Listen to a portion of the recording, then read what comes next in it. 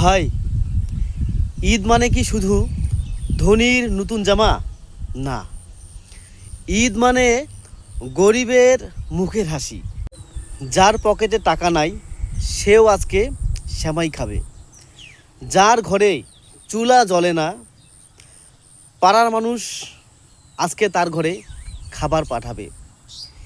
ঈদ মানে আনন্দ ভাগ করে নেওয়া। আপনার কাছে 100 টাকা আছে, একজনকে 20 টাকা দেন, দেখবেন ওর চেয়ে আপনার ঈদ ভালো যাবে। টাকা খরচ করে আনন্দ কেনা যায়, কিন্তু ভাগ করে নিলে আনন্দ বাড়ে। আজকে যদি কাউকে হাসাতে পারেন তাহলেই আপনার ঈদ সফল। কারণ আল্লাহর কাছে সবচেয়ে বড় ইবাদত হলো মানুষকে খুশি করা।